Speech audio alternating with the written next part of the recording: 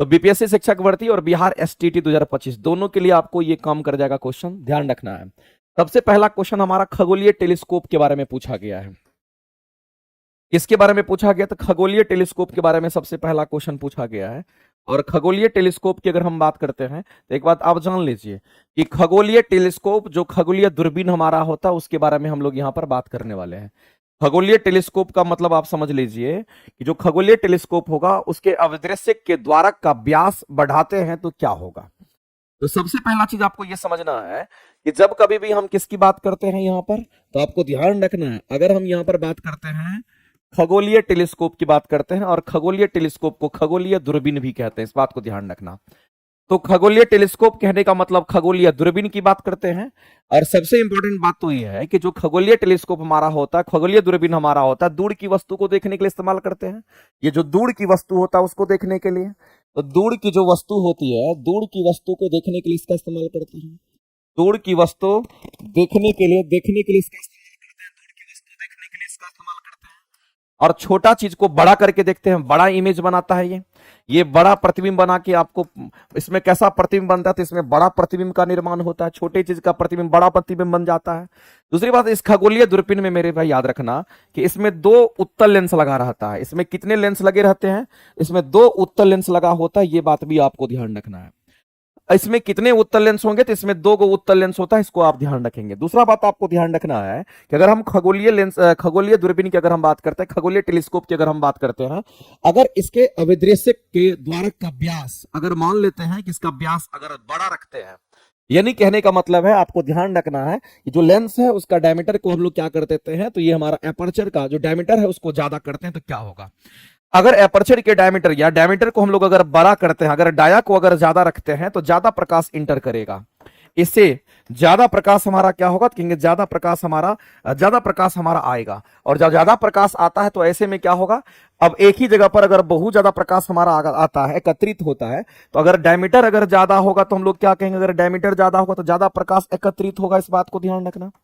अगर ज्यादा प्रकाश एकत्रित होगा यहाँ पे, और अगर ज्यादा प्रकाश एकत्रित होगा तो ऐसी परिस्थिति में क्या हो जाएगा? जिससे दूर की वस्तु आपको दिखाई देगी, इससे क्या होगा? तो दूर की जो वस्तु है वो दिखाई देगी आपको, जिससे दूर की वस्तु दिखाई देगी, इस बात को ध्यान रखना। इससे दूर की वस्तु दिखाई देगी, ये बात आपको ध्यान रखना है। और दूसरी बात आपको ध्यान रखना है कि दूर की वस्तु तो दिखाई देगी नहीं, और जो प्रतिबिंब बनेगा वो प्रतिबिंब हमारा कैसा होगा? तो कहेंगे, जिस प्रतिबिंब की बात करते हैं, ज्यादा प्रकाश के कारण जो प्रतिबिंब होगा वो आपको कैसा दिखेगा? तो चमकीला दिखेगा। यानी अगर प्रतिबिंब की हम अगर बात करते हैं तो प्रतिबिंब का चमक हमारा कैसा होगा? तो प्रतिबिंब की चमक यहां पर ज्यादा नजर आएगी, इस बात को ध्यान रखना। तो कुल मिलाकर के ये बातें आ गई मेरे भाई, इस बात को ध्यान रखेंगे। कुल मिलाकर के हमारा ये बात आ गया जिसको हम लोग ध्यान में रखेंगे, मामला यही हमारा होने वाला है। तो इसमें से क्वेश्चन के आंसर हम लोग क्या करेंगे? तो आपको ध्यान रखना, खगोलीय टेलीस्कोप की बात करते हैं, अगर उसका व्यास अगर बढ़ाते हैं तो क्या होता है? तो प्रकाश ज्यादा एकत्रित होता है, और ज्यादा प्रकाश अगर एकत्रित होगा तो दूर की वस्तु दिखाई देगी। ज्यादा प्रकाश होगा तो दूर की वस्तु को भी आप देख पाएंगे, और दूर की वस्तु में जो इमेज बनेगा वो प्रतिबिंब कैसा दिखेगा? तो ज्यादा चमकीला दिखता है, और आप आसानी से देख पाते हैं। तो आवर्धन पर कोई इफेक्ट नहीं पड़ता, क्योंकि आवर्धन जो हमारा होता है वो पदार्थ की प्रकृति पर निर्भर करता है। क्योंकि हम लेंस बदल ले रहे हैं, इसमें मेरे पास जो उत्तल लेंस है वही होगा, उसको हम चेंज नहीं कर रहे हैं। तो आवर्धन की अगर हम बात करेंगे उसमें कोई परिवर्तन नहीं होगा। आवर्धन की जो क्षमता होगी वो हमारा क्या होगा? तो जैसा है वैसा ही रहेगा। हाँ, इसकी विभेदन क्षमता बढ़ जाएगी, क्योंकि प्रकाश ज्यादा मात्रा में होगा तो इसकी विभेदन क्षमता बढ़ जाएगी, और ये आपको क्या करेगा? तो दूर की वस्तु को भी आपको दिखा देगा सामने से। तो मेरे भाई इस क्वेश्चन का अगर आंसर करने के लिए जाएंगे तो ऑप्शन नंबर बी हमारा राइट हो जाएगा, इस बात को आप ध्यान रखेंगे। और ये मैग्नीफाइड इमेज हमारा बनाता है, बड़ा इमेज का निर्माण करता है। इससे कैसा इमेज बनता है? तो इससे बड़ा इमेज का निर्माण होता है। ये भी एक क्वेश्चन है, इसको भी आप ध्यान रखेंगे। ये बड़ा प्रतिबिंब का निर्माण करता है, दूर की वस्तु को देखने के लिए इसका इस्तेमाल हम लोग करते हैं। चलिए आगे चलते हैं। अगला क्वेश्चन आपके सामने में दे रखा है, और इस क्वेश्चन के आंसर अगर आप करना चाहते हैं एक बार करके बताइए। इस क्वेश्चन का आंसर एक बार करके बता दीजिए, देखते हैं कितने लोग इस क्वेश्चन का आंसर करते हैं फटाक से। कह रहे कि 2 पारदर्शी माध्यम को पृथक करने वाले एक इंटरफेस पर आपतित एक प्रकाश की किरण का मार्ग चित्र में दर्शाया गया है, जिसमें माध्यम ए के सापेक्ष माध्यम बी के अपवर्तनांक को एन द्वारा किसके द्वारा दर्शाया गया हुआ आपसे पूछा जा रहा है। एक बात बताइए मेरे भाई, इंटरफेस का मतलब आप समझते हैं, दो माध्यम को अलग करने वाला जो होता है उसी को इंटरफेस कहते हैं।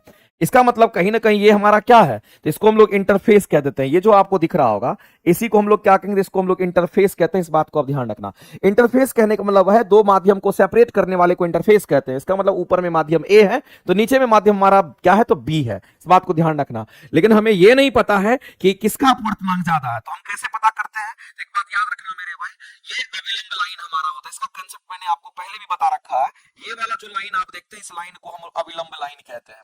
सॉरी, इस लाइन को हम लोग क्या कहेंगे, तो ये वाला जो लाइन आप देखते होंगे, ये वाली जो लाइन आप देखते होंगे, इस लाइन को हम लोग क्या कहते हैं, तो ये हमारा अविलंब लाइन होता है। इस बात को ध्यान रखना। अगर हमारे इस इंटरफेस पर अगर कोई भी चीज 90 डिग्री पर होता तो उसको अविलंब कहते देते हैं। तो यहां पर हम लोग इसको फाइनली क्या बोलेंगे, तो ये हमारा क्या होगा, इसको हम अविलंब कहते हैं। इस बात को ध्यान रखना। इसको हम अविलंब के नाम से हम लोग जानते हैं, इसी को नॉर्मल कहते हैं। और अविलंब हमारे इस सतह के साथ कितना डिग्री, तो 90 डिग्री कोण बनाता है। हमेशा अविलंब होने के लिए वो 90 डिग्री कोण बनना चाहिए, ना उससे ज्यादा ना उससे कम। और इसके बाद ये सब कंसेप्ट तो आपको पता ही होगा।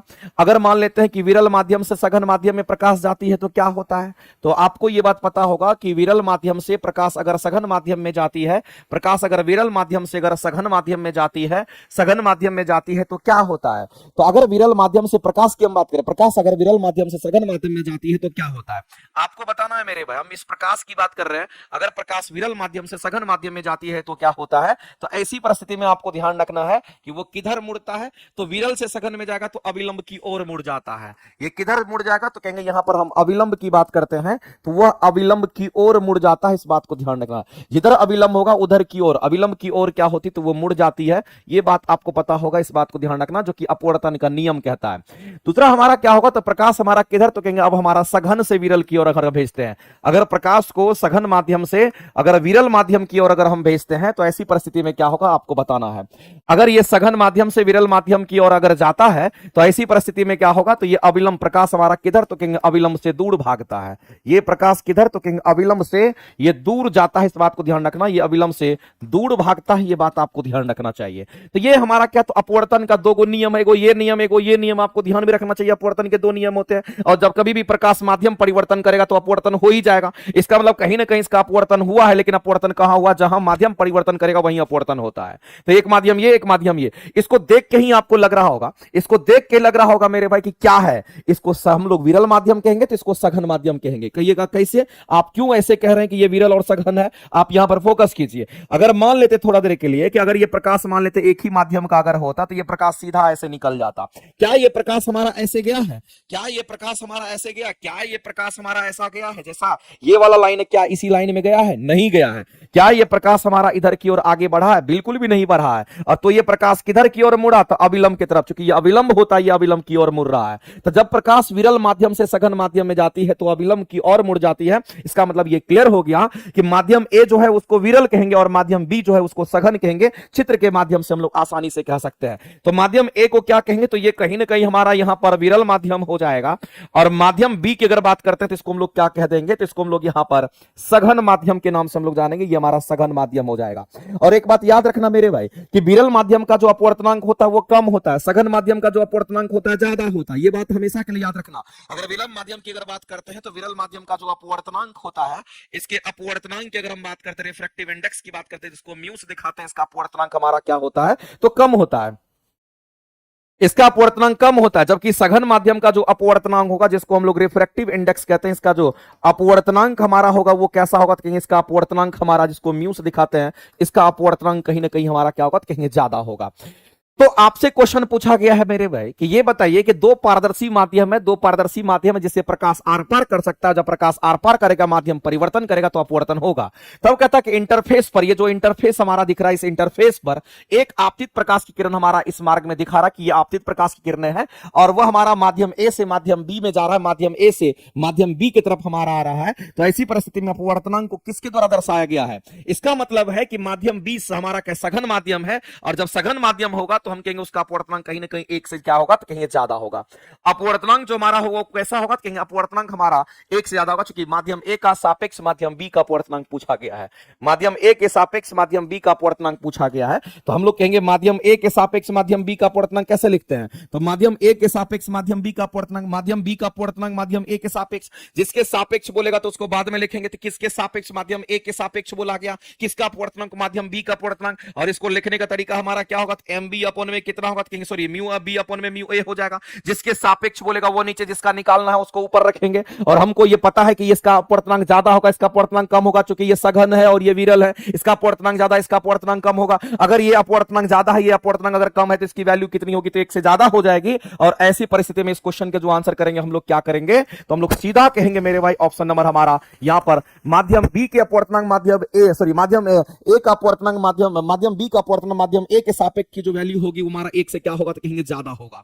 1 से क्या होगा, तो कहेंगे ज्यादा होगा, इस बात को ध्यान रखना। इसीलिए इस क्वेश्चन का अगर आंसर करने के लिए जाएंगे तो ऑप्शन नंबर हमारा क्या होगा, तो कहेंगे यहां पर ऑप्शन जो है हमारा यहां पर बी दिख रहा है, राइट।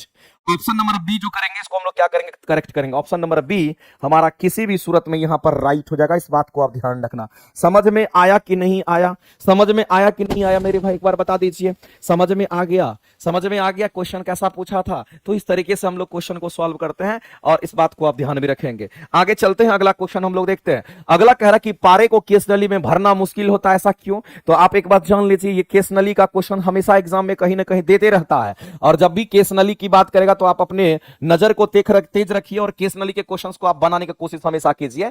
केस नली को हम लोग क्या कहते हैं इंग्लिश में, तो कैपिलरी ट्यूब के नाम से हम लोग जानते हैं, इस बात को ध्यान रखना।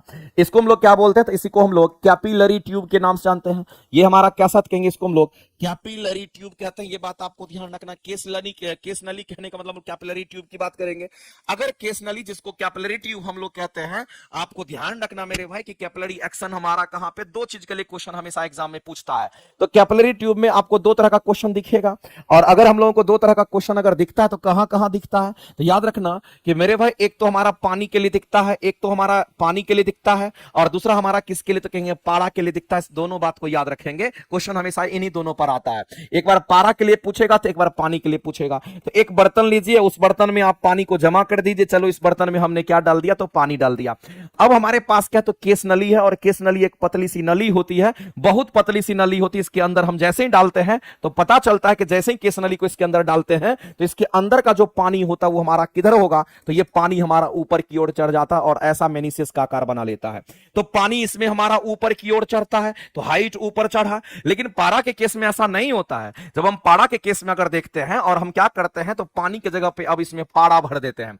पानी की जगह पर अब क्या भर दे रहे हैं, तो इसमें पारा भर देते हैं। जैसे आप पानी की जगह पे पारा भरोगे और केस नली को इसमें पूरा भरा हुआ पारा है, और जैसे इसमें केस नली को आप डुबाओगे, जैसे ही केस नली को आप डुबाओगे, और केस नली का डायमीटर बहुत कम होता है, इस बात को ध्यान रखना, तो पता चलेगा ये पारा ऊपर नहीं चढ़ करके ये पारा नीचे आ जाता है। पारा हमारा ऊपर नहीं चढ़ करके ये पारा ऊपर अगर हमारा था, तो ये पारा इस केस नली के अंदर अगर दिखेगा तो केस नली में आपको ऐसा दिखेगा, नीचे से इतना पारा धीरे हुआ दिखा हुआ देगा। इसका मतलब कहीं ना कहीं ये नीचे गहराई में चला जाता है, और हम कहते हैं कि इस लेवल तक पारा था और ये नीचे हमारा चला गया। ये कितना नीचे, तो कहेंगे एच नीचे हमारा चला गया। तो पारा के केस में हम कहेंगे केस नली में पारा नीचे चला जाता है, जबकि पानी के केस में केस नली में पानी ऊपर चढ़ जाता है। तो पानी ऊपर चढ़ता है केस नली में, पारा जो हमारा केस नली में नीचे चला जाता है। इस दोनों बात को आप ध्यान रखेंगे। यहां की आकृति कैसी होगी, तो यहां की आकृति जो होती है, इस आकृति को हम लोग कैसी आकृति कहेंगे, तो इसको हम लोग यहां पर सीधा देखेंगे तो हमारा अगर स्ट्रक्चर ऐसा अगर हमारा बन रहा है तो इसको हम लोग यहां पर हम लोग क्या कहेंगे, तो इसको उत्तल कहते थे। यहां पर उत्तल की आकृति हो गया मेनिसियस की, यहां पर अवतल की आकृति होगी मेनिसियस का।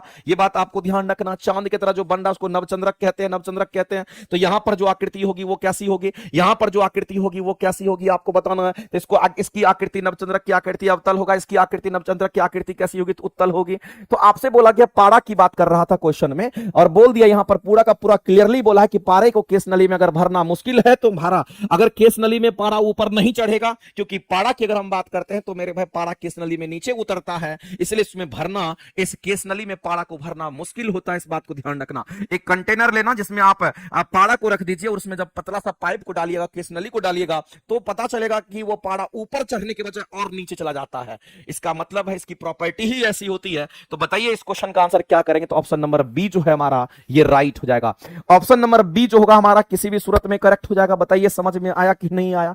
और दूसरी बात मैं आपको बता देना चाहता हूं मेरे भाई कि अगर हम पानी की अगर बात करते हैं, इसके लिए क्वेश्चन पूछता है कि पानी के लिए जो स्पर्श कोण का मान होता है, कांटेक्ट एंगल जो हमारा होता है वो कितना होगा? तो याद रखना, अगर इसको हम लोग स्वच्छ पानी अगर हम कह रहे हैं, कैसा पानी? तो स्वच्छ पानी अगर हम इसको कह रहे हैं तो स्वच्छ पानी के लिए स्पर्श कोण का मान याद रखना 0 डिग्री होता है। कई बार क्वेश्चन पूछता है ये कितना डिग्री, तो 0 डिग्री हमारा होता है, इसको ध्यान में रखेंगे, ये 0 डिग्री होता है। जबकि अगर हम पारा की बात करते हैं और पारा के लिए अगर आपसे स्पर्श कोण की वैल्यू अगर पूछी जाती है, पारा के लिए स्पर्श कोण का मान अगर पूछा जाता है, तो याद रखना इसके लिए हमारा 131 डिग्री से लेकर के 132 डिग्री आप याद रखेंगे, एग्जाम में आता है। और कहीं कहीं पर 135 भी देगा, कहीं कहीं पर 140 भी देगा, तो 140 तक चलेगा, कोई दिक्कत नहीं है।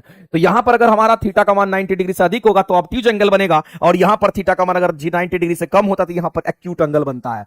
तो मेरे भाई पानी के केस में जो हमारा स्पर्श कोण की वैल्यू होती है ये मुख्य रूप से हमारा कैसा होता है? तो ये मुख्य रूप से याद रखना कि यहां पर एक्यूट एंगल बनता है, इस बात को भी आप ध्यान रखेंगे। लेकिन यहां पर थीटा का मान 90 डिग्री से हमेशा ज्यादा बनेगा, इसका मतलब यहां पर कैसे कहेंगे, यहां पर ऑब्ट्यूज एंगल बनता है, और ऑब्ट्यूज एंगल को हम लोग अधिक कोण कहते हैं, ध्यान रखना। और एक्यूट एंगल को हम लोग न्यून कोण के नाम से जानते हैं।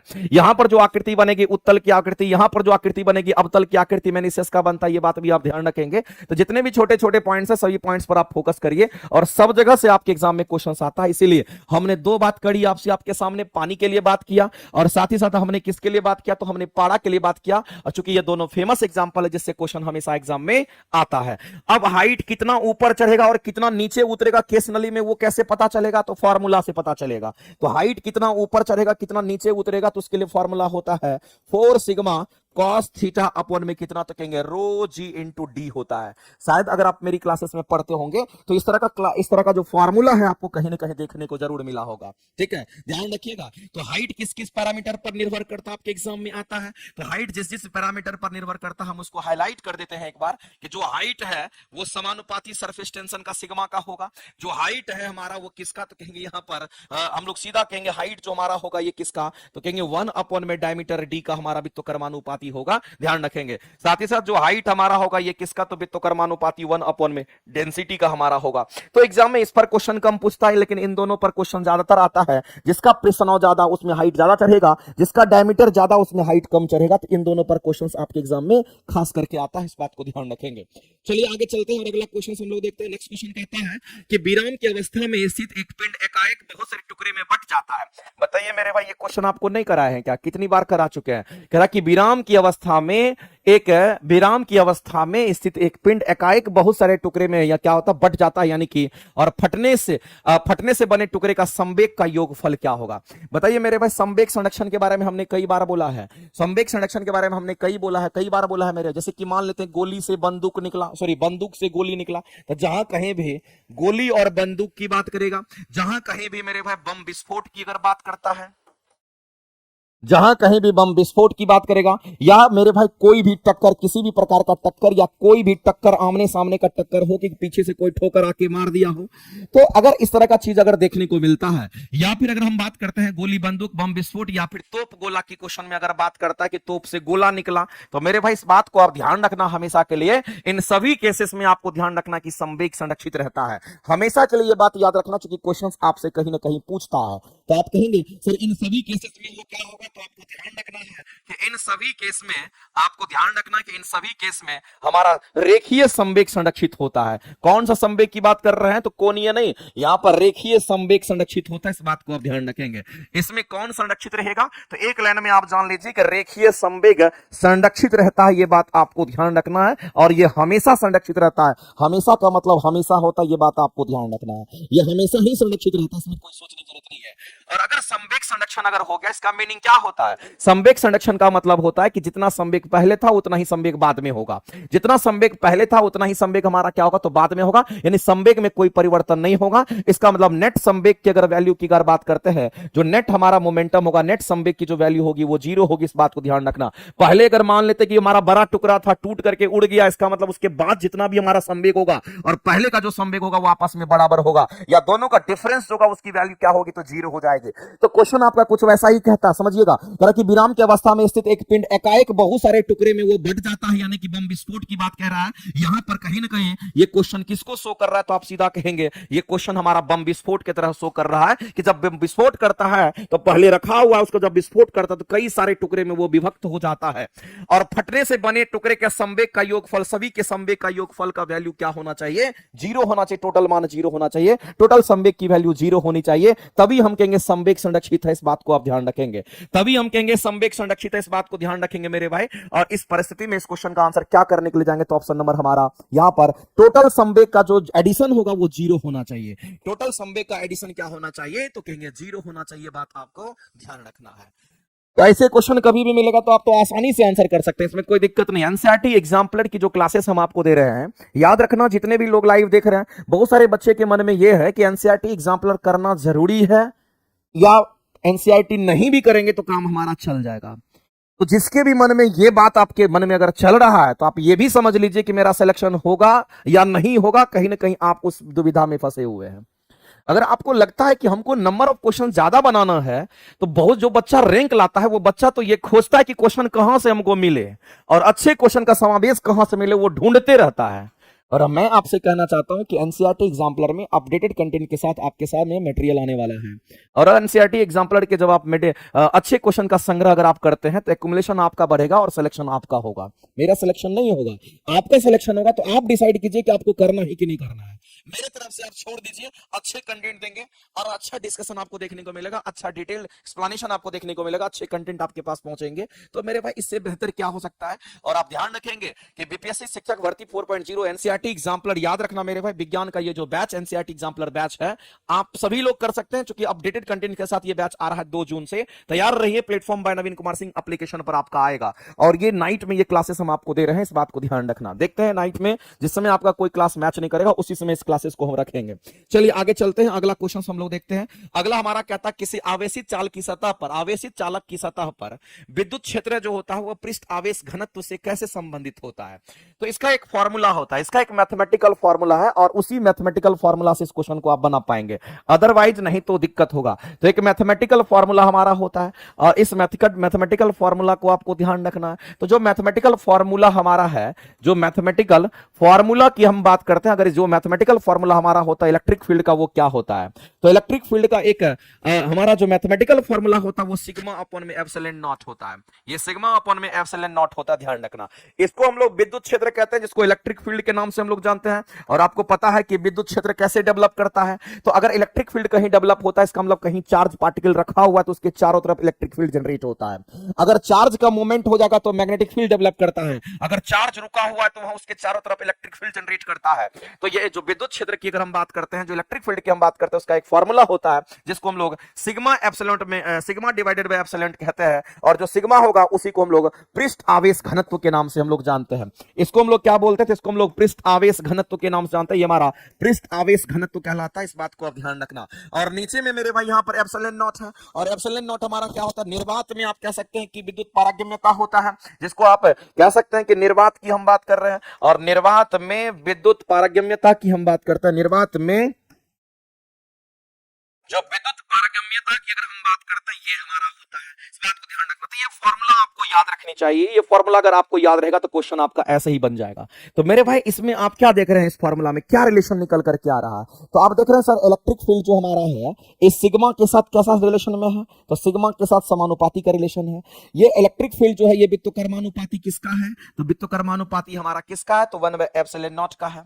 तो ये दो चीज हमारा इस फॉर्मूला से ही निकल करके आया, हम अपने से नहीं कर रहे हैं, ये दोनों फॉर्मूला से निकल करके आया है।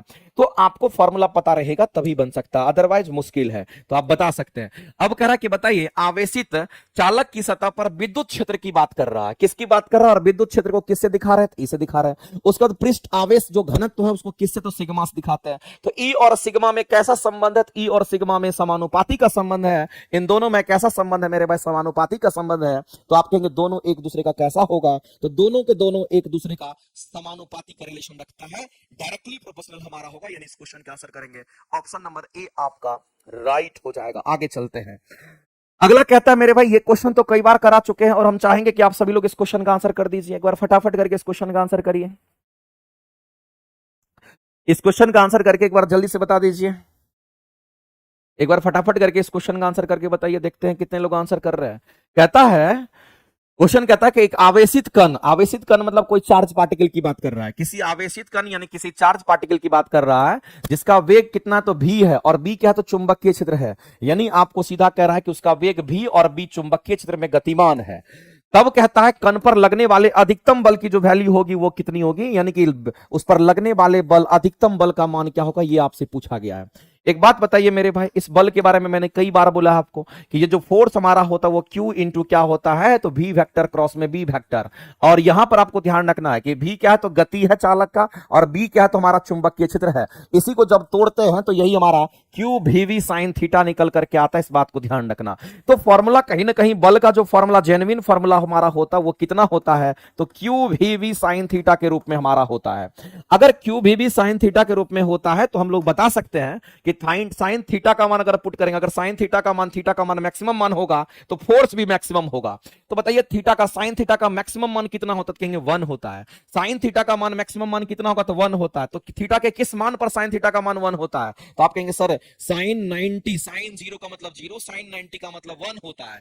इसका मतलब हो गया अगर हम थीटा का मान यहां पर 90 डिग्री रखेंगे तो साइन थीटा का जो मान निकल करके आएगा, ये साइन थीटा का मान 1 निकल करके आएगा, जो कि इसका मैक्सिमम मान होगा। इस बात को ध्यान रखना, ये इसका मैक्सिमम मान होगा। अगर ये मैक्सिमम मान हो गया तो ये भी मैक्सिमम हो जाएगा। इसका मतलब है मेरे भाई हम सीधा कह सकते हैं, यहां पर हम सीधा कहेंगे जो F मैक्सिमम होगा, जो बल मैक्सिमम होगा वो Q भी बच जाएगा, क्योंकि साइन 90 अगर पुट करिएगा तो इसकी वैल्यू 1 हो जाएगी, जो कि मैक्सिमम मान होता है। तो जो मैक्सिमम फोर्स का फॉर्मूला होगा हमारा वो कितना होगा, कहेंगे Q भी बच जाएगा। लेकिन याद रखना यहां पर 90 डिग्री जो थीटा आप देख रहे हैं, 90 डिग्री देख रहे हैं, वो किसके किसके बीच में है, तो V और B के बीच में, V और B के बीच में हमारा होगा। तो बल का मान अधिकतम कब होगा, जब V और B कैसा होगा, तो V और B एक दूसरे पर लंबवत होगा, तभी होगा मेरे भाई। इस क्वेश्चन के अगर आंसर करने के लिए जाएंगे तो बताओ इस क्वेश्चन का आंसर क्या करेंगे। V और B एक ही दिशा में होगा तो 0 डिग्री हो जाएगा, V और B परस्पर लंबवत होगा, यानी कहने का मतलब 90 डिग्री पर होगा। तो इस क्वेश्चन का अगर आंसर करेंगे तो हमारे आंसर क्या हो जाएंगे, तो सीधा मेरे भाई इस क्वेश्चन का आंसर क्या करेंगे, तो ऑप्शन नंबर बी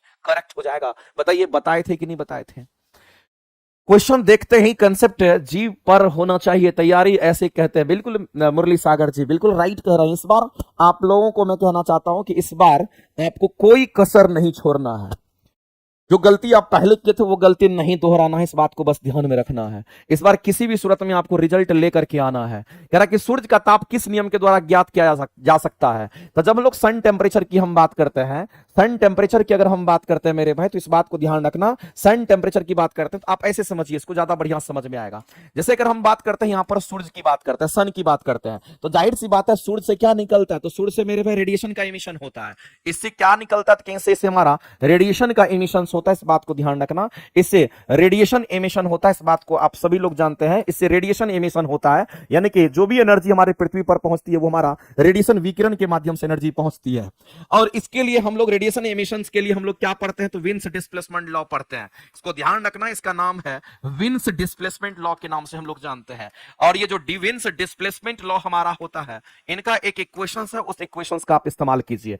इनका एक इक्वेशन से हमारा क्या होता है कि लैम्डा टी इक्वल टू हमारा क्या होगा, तो कहेंगे कांस्टेंट होता है। और इसी कांस्टेंट की वैल्यू 2900 भी होता है, इस बात को आप ध्यान रखेंगे मेरे भाई। इस बात को हमेशा के लिए ध्यान रखना कि यहां पर वेवलेंथ भी है और यहां पर टेम्परेचर भी है। तो आपसे क्या पूछा गया है क्वेश्चन में, आपसे क्वेश्चन में पूछा गया है कि बताइए सूर्य का ताप किस नियम के द्वारा हम निकाल सकते हैं। तो सूर्य का ताप हम किस नियम के द्वारा निकाल सकते हैं, तो इसको हम कहेंगे विन्स डिस्प्लेसमेंट लॉ के द्वारा निकाल सकते हैं। अगर मान लेते हैं कि यहां पर लैम्डा का मान पता है तो टी निकल जाएगा, अगर टी पता है तो लैम्डा निकल जाएगा, क्योंकि इसका वैल्यू वैल्यू इसके 2900 के बराबर होता है, ध्यान रखना। और इसी को विंस डिस्प्लेसमेंट लॉ बोलते हैं, इस बात को आप ध्यान रखेंगे। तो किस नियम से हम लोग निकाल सकते हैं? तो पहला ही ऑप्शन आपको दे रखा है और उस ऑप्शन के आंसर क्या करेंगे? तो ऑप्शन नंबर हमारा क्या होगा? कहेंगे एक करेक्ट करेंगे और विंस डिस्प्लेसमेंट लॉ के द्वारा हम लोग क्या करेंगे? जो सन का टेम्परेचर होगा उसको हम लोग यहां पर आसानी से फाइंड आउट कर सकते हैं, कैलकुलेट कर सकते हैं और इस क्वेश्चन का आंसर करेंगे ऑप्शन नंबर ए, आपका करेक्ट हो जाएगा।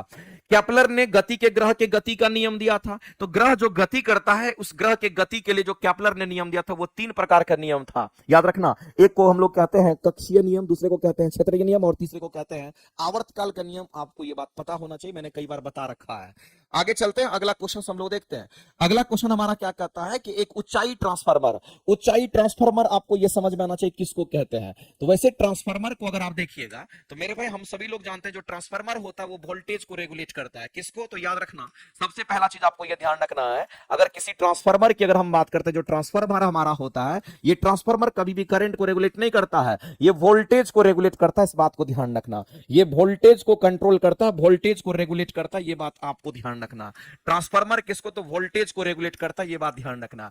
अभी इसी वोल्टेज रेगुलेशन के आधार पर 2 प्रकार का ट्रांसफार्मर होता है और एक का नाम क्या है? तो कहेंगे एक का नाम हमारा स्टेप डाउन ट्रांसफार्मर, मैंने कई बार आपको बता भी रखा है। और दूसरा जो ट्रांसफार्मर हमारा होता है इसको हम लोग क्या कहते हैं? तो इसको हम लोग स्टेप अप ट्रांसफार्मर के नाम से जानते हैं, ध्यान रखेंगे। अगर कोई स्टेप डाउन ट्रांसफार्मर है इसका मतलब ये वोल्टेज को डाउन करेगा। ये किसको डाउन करेगा? नाम से ही पता चलता है, क्योंकि ये वोल्टेज को रेगुलेट करता है। तो वोल्टेज स्टेप डाउन मतलब वोल्टेज को डाउन करेगा, ये वोल्टेज को क्या करेगा? तो कहेंगे डाउन करेगा। अगर किसी का वोल्टेज डाउन होता है तो याद रखना मेरे भाई उसके जो करंट के मान होते हैं ऑटोमेटिक हमारा बढ़ जाता है, इस बात को ध्यान रखेंगे। और स्टेप डाउन को हम लोग क्या कहते हैं? तो इसको हम लोग यहां ऊंचाई ट्रांसफार्मर इसको बोलते हैं, तो उसको हम लोग अपचाई ट्रांसफार्मर के हम लोग नाम से जानते हैं, ध्यान रखना। इसी स्टेप डाउन को हम लोग ऊंचाई अपचाई ट्रांसफार्मर कहते हैं, लेकिन जो स्टेप अप ट्रांसफार्मर है इसको ऊंचाई ट्रांसफार्मर कहा जाता है। और ये क्या करेगा? तो ये वोल्टेज को अप करता है, वो वोल्टेज को डाउन, तो ये वोल्टेज को क्या करेगा? तो ये वोल्टेज को अप करता, बढ़ा देता है। और जब वोल्टेज बढ़ेगा तो याद रखना मेरे भाई जो करंट की वैल्यू होती है उसको क्या करता है? ऑटोमेटिक ये कम कर देता है।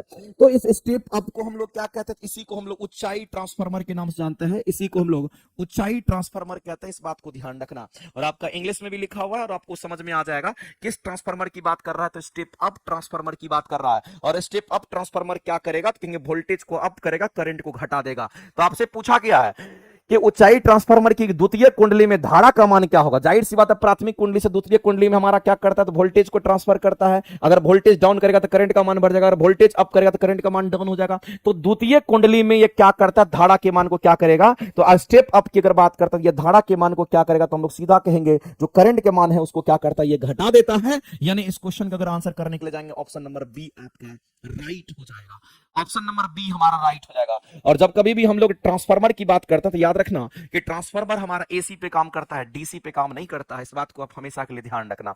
ट्रांसफार्मर की अगर बात करते हैं इसके शक्ति और आवृत्ति नहीं बदलती है, बाद बाकी वोल्टेज और करंट में परिवर्तन होता है। वोल्टेज बढ़ेगा तो करंट घट जाता है ऑटोमेटिक, ध्यान रखेंगे।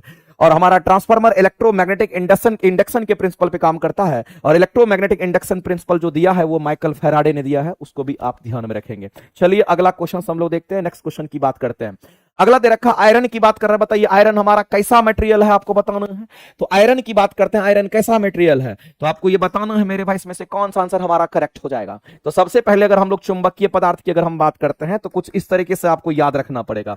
चुंबकीय पदार्थ को कुछ इस तरीके से याद रखना पड़ेगा कि जो चुंबकीय पदार्थ होते हैं वो कौन कौन से होता है। एक तो हमारा डायामैग्नेटिक मटेरियल होता है, और इस डायामैग्नेटिक मटेरियल को हम लोग क्या कहते हैं? तो प्रतिचुंबकीय पदार्थ के नाम से हम लोग जानते हैं, इसको हम लोग प्रतिचुंबकीय पदार्थ कहते हैं। ये हमारा प्रतिचुंबकीय पदार्थ होता है, एक एक बच्चे को पता होगा। दूसरे की अगर हम बात करते हैं ये हमारा कैसा होगा, कहेंगे ये हमारा पारामैग्नेटिक मटेरियल होगा। और अगर कोई हमारा पारामैग्नेटिक अगर हमारा मटेरियल है, अगर ये पारामैग्नेटिक अगर मटेरियल है तो आप ध्यान रखना इसको अनुचुंबकीय पदार्थ के नाम से हम लोग जानते हैं। ये कैसा होगा? तो इसको हम लोग अनुचुंबकीय पदार्थ कहते हैं, ये बात आपको ध्यान रखना है। और इसी तरीके से अगर हम बात करते हैं तो तीसरा हमारा कैसा होगा? कहेंगे यहां पर फेरोमैग्नेटिक मटेरियल के नाम से हम लोग जानते हैं, ये हमारा फेरोमैग्नेटिक मटेरियल, इस बात को आप ध्यान रखेंगे। इस मटेरियल को हम लोग क्या कहेंगे? तो यहां पर फेरोमैग्नेटिक मटेरियल के नाम से हम लोग जानते हैं, जिसको लोह चुंबकीय पदार्थ के नाम से हम लोग जानते हैं, इस बात को ध्यान रखना।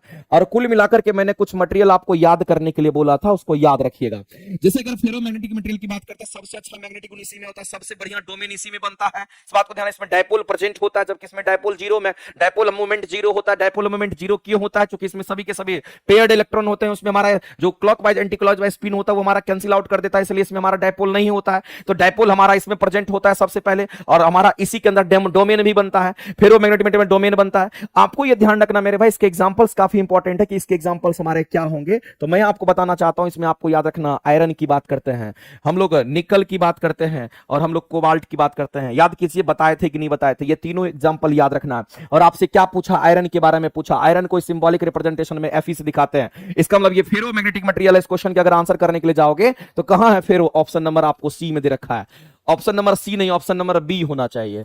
ये ऑप्शन नंबर सी नहीं, टाइपिंग मिस्टेक है, इसमें आप ऑप्शन बी कर लीजिएगा। इसको आप ऑप्शन बी कर लीजिएगा, ये ऑप्शन बी होगा मेरे भाई, ऑप्शन बी करेक्ट आंसर आपका हो जाएगा।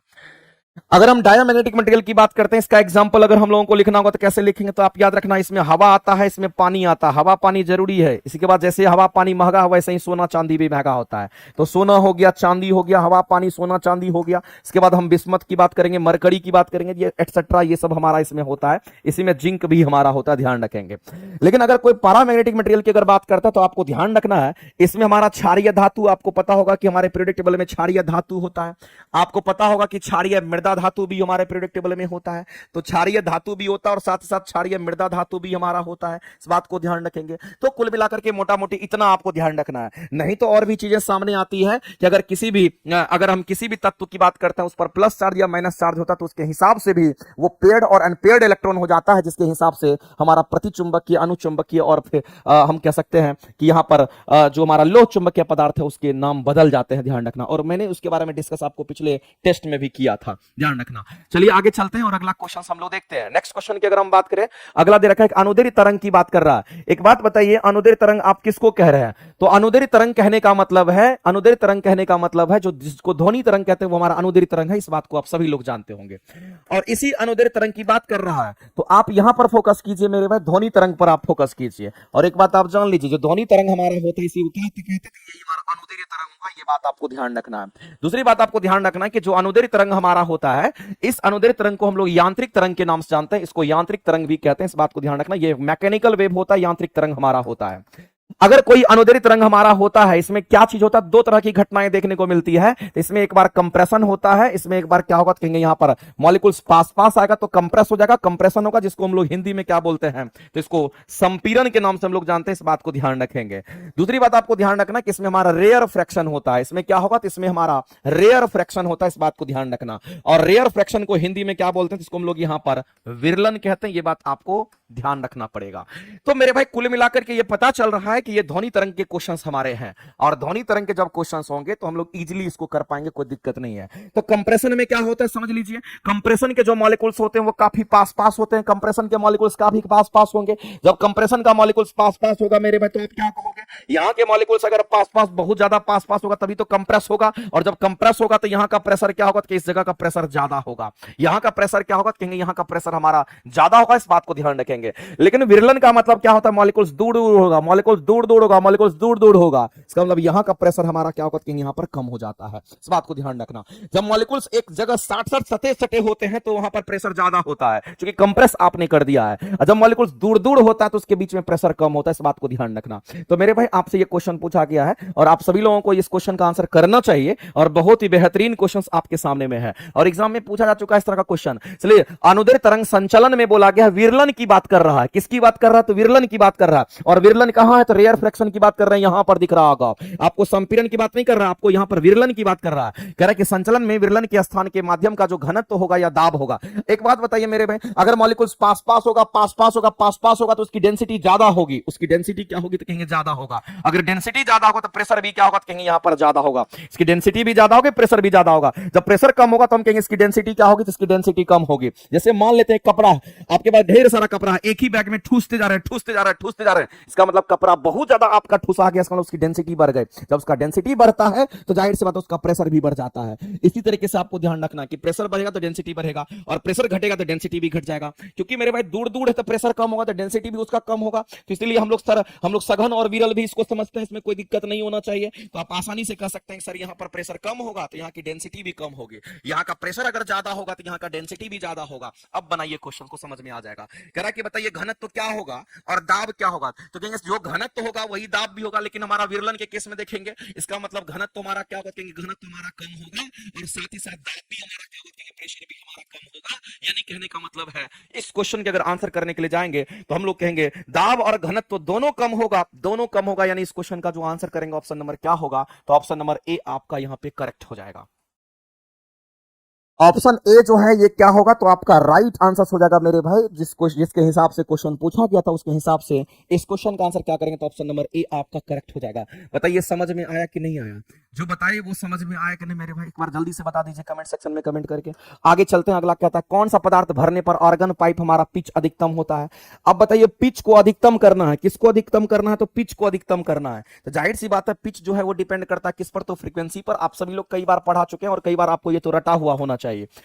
अगर हम बात करते हैं किसके बारे में, तो हम यहां पर बात करते हैं पिच के बारे में बात करते हैं। जो पिच होता है हमारा किसका, तो कहेंगे फ्रीक्वेंसी का समानुपाती होता है। अगर किसी का फ्रीक्वेंसी अगर ज्यादा होगा तो उसका पिच भी ज्यादा होगा। अब मेरे भाई एक फ्रीक्वेंसी का फॉर्मूला होता है, उस फ्रीक्वेंसी के फॉर्मूला को लिखते हैं और फ्रीक्वेंसी को न्यूज दिखाते हैं।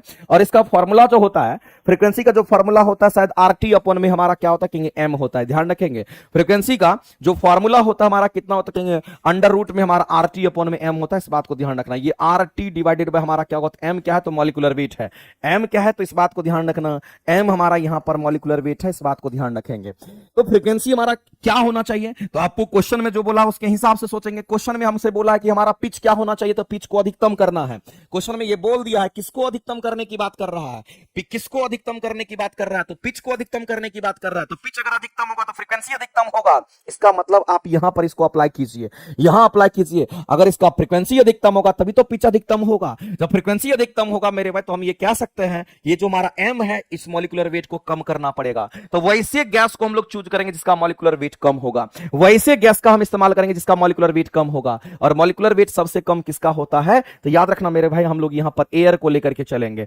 किसको लेकर के चलेंगे, तो हम लोग एयर को लेकर चलेंगे, हवा को लेकर चलेंगे, यानी कि ऑक्सीजन की बात कर रहा है। एयर कहने का मतलब यहां पर ऑक्सीजन की बात कर रहा है। और ऑक्सीजन का जो मॉलिक्यूलर वेट होता है हमारा कितना होता है, तो हम लोग इसको ऑक्सीजन मान करके चलेंगे। इस बात को ध्यान रखना, इसको ऑक्सीजन मान करके हम लोग चलते हैं। जिसका मॉलिक्यूलर वेट कम होगा तो उसकी फ्रीक्वेंसी ज्यादा होगी, अगर फ्रीक्वेंसी ज्यादा होगा तो पिच ज्यादा होगा। इसलिए हम लोग किसको चूज करते हैं, तो हम लोग एयर को चूज आउट करते हैं। इस बात को ध्यान रखेंगे। आगे चलते मेरे भाई, अगला क्वेश्चन हमारा कहता है कि एक कण जिसके कम से कम एक बीमा जो है 10 के पावर माइनस 7 मीटर से हमारा कम होगा, इसको हम लोग नैनो पार्टिकल कहते हैं। और नैनो पार्टिकल की जब कभी भी बात होती है तो वो हमारा 10 के पावर -9 यहां पर हम लोग मीटर कहते हैं। इस बात को ध्यान रखते तो नैनो पार्टिकल हमारा हो जाता है। चलिए आगे चलते हैं, अगला क्वेश्चन हम लोग देखते हैं। अगला आपको मिलान करना और बताना। आइसोबार नाम से ही पता चलता है एक समान दाब की बात कर रहा है, एक समान वायु दाब कहने वाला आइसोबार। एक समान वायु दाब कहने का मतलब है आइसोबार की बात कर रहा है। इस बात को आप ध्यान रखेंगे। ये किसकी बात कर रहा है, तो एक समान वायु दाब की बात कर रहा है। अगर एक समान वायु दाब का अगर कोई रिलेशन देता है तो हमारा आइसोबार देता है। इसका मतलब ये मिलान हमारा कहीं ना कहीं करेक्ट है। दूसरी बात मेरे भाई हम लोगों को ध्यान रखना है कि आइसो हाइट की बात करता है तो समान ऊंचाई वाले को हम लोग क्या बोलते हैं, आइसो हाइट कहते हैं। ये क्या है, तो आपको ध्यान रखना है कि समान ऊंचाई वाले को क्या कहते हैं, तो समान ऊंचाई वाले को हम लोग सीधा कहेंगे आइसो हाइट। नाम से पता चलता है हाइट, हाइट का मतलब क्या होता है, ऊंचाई होता है। इसका मतलब इसका रिलेशन इसी के साथ हमारा है, इसका रिलेशन हमारा इसी के साथ है। उसके बाद आइसो हेलाइन की बात करते हैं मेरे भाई। जो हेलाइट्स ग्रुप होते हैं वो लवणीय हमारे होते हैं, और इसीलिए हम कहते हैं कि जो लवणीय होता है जहां पर एक समान लवणता होता है उसको हम लोग कहते हैं। तो ध्यान रखना आइसो का मतलब एक समान, आइसो का मतलब एक समान, इसलिए समान ऊंचाई समान वायु दाब। और यहां पर हमारा क्या होगा कि यहां पर हम लोग सीधा कह सकते हैं कि एक समान लवणता वाला जो क्षेत्र होता है, एक समान लवणता वाला जो क्षेत्र होता है, एक समान लवणता वाला जो क्षेत्र होता है, एक समान लवणता जो वाला बिंदु होता है, लवणता वाला जो बिंदु होता है उसको हम लोग क्या कहते हैं, उसको हम लोग आइसो हेलाइन के नाम से जानते हैं। जो कि इसका ये मैचिंग जो है मेरे भाई पूरी तरीके से गलत है। इस बात को ध्यान रखेंगे। तो यहां पर हम लोग आंसर क्या करेंगे, तो जो गलत है वही आंसर करेंगे। ऑप्शन नंबर सी आपका गलत है, ध्यान रखेंगे। आगे चलते हैं, अगला क्वेश्चन देखते हैं। परासरण के बारे में क्वेश्चन पूछा गया जिसको ऑस्मोसिस कहते हैं। एक बात याद रखना मेरे भाई, जब कभी भी हमारे सामने में यहाँ पर किसकी बात कर रहा है तो ऑस्मोसिस की बात करते हैं। तो ऑस्मोसिस को हम लोग क्या कहते हैं, इसी को हम लोग हिंदी में परासरण के नाम से जानते हैं। ये बात आपको ध्यान रखना है। परासरण। ऑस्मोसिस कहने के बाद हमारा क्या होगा, तो परासरण होगा। कह रहा है इसके बारे में आपको बताना है कि कौन सा सही उत्तर है, वो आपको चयन करना है। सही उत्तर के बारे में बताना है कौन सा सही है, तो स्टेटमेंट पढ़ना पड़ेगा। कहता है यदि एक अर्धपारगम झिल्ली यानी कि जिसको सेमी परमेबल मेम्ब्रेन का इसमें इस्तेमाल किया जाता है, इसको मान लेते हैं कि यहां पर एक मेम्ब्रेन है, जिस मेम्ब्रेन को क्या कह दिया, सेमी परमेबल है। और सेमी परमेबल कहने वाला इसमें छोटा छोटा छिद्र भी होगा, जिस छिद्र से हमारे इससे क्या होगा, कहेंगे जो भी हमारे सॉल्वेंट होंगे वो हमारा क्या होगा, तो कहेंगे उधर की ओर मूव कर जाएगा। तो अर्धपारगम झिल्ली विलायक और विलयन के मध्य रख दी जाती है। एक तरफ विलायक है, एक तरफ मान लेते हैं इधर हमारा क्या है, तो कहेंगे विलायक है, ये हमारा विलायक है, और इधर हमारा क्या, तो एक तरफ हमारा विलयन है। इस बात को ध्यान रखना। और उसके बीच में क्या रख दिए हैं, तो अर्धपारगम झिल्ली को रख दिए हैं, जिसको हम लोग यहां पर सेमी परमेबल मेम्ब्रेन के नाम से जानते हैं। ये हमारा सेमी परमेबल हमारा मेम्ब्रेन है, जिसको हम लोग अर्धपारगम झिल्ली के नाम से जानते हैं। ये बात आपको ध्यान रखना है।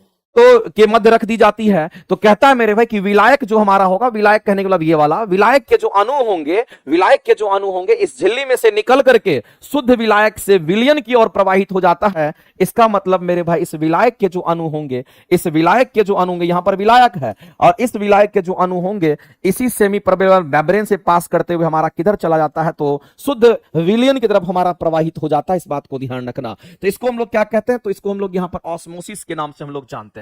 इस प्रोसेस को क्या कहते हैं, तो इसको हम लोग ऑस्मोसिस कहते हैं। इस बात को आप ध्यान रखना, इसको ऑस्मोसिस कहते हैं। इसका मतलब कहीं ना कहीं ये वाला क्वेश्चन हमारा क्या, तो ये स्टेटमेंट राइट है, ये राइट सही बोल रहा है। आगे हमारा कहता है मेरे भाई, इस बात को ध्यान रखना, आगे कहता है कि विलायक के प्रवाह की यह प्रक्रिया प्रतिलोम प्रसारण कहलाता। प्रतिलोम प्रसारण कहने का मतलब इसको रिवर्स ऑस्मोसिस कहते हैं। क्या क्या इसको हम लोग रिवर्स ऑस्मोसिस कहते हैं? नहीं मेरे भाई, इसको हम लोग क्या कहते हैं, तो रिवर्स ऑस्मोसिस नहीं कहेंगे, इसको ऑस्मोसिस कहते हैं। ये कह रहा है कि क्या इसको रिवर्स ऑस्मोसिस कहा जाता है? नहीं, अभी जस्ट ऊपर में देखें, क्या इसको रिवर्स ऑस्मोसिस कहेंगे, जो कि गलत है। इसको हम लोग क्या कहते हैं, ऑस्मोसिस कहते हैं। इस बात को ध्यान रखना, तो स्टेटमेंट गलत है। अगर ये गलत है, सही चूज करना था, केवल 1 सही होगा। आंसर करेंगे ऑप्शन नंबर आपका सी जो है वो राइट हो जाएगा। ऑप्शन नंबर सी जो होगा वो आपका क्या होगा, कहेंगे राइट हो जाएगा। नेक्स्ट क्वेश्चन पे चलते हैं। अगला है निम्नलिखित इसमें से कौन सा इलेक्ट्रोफाइल नहीं है?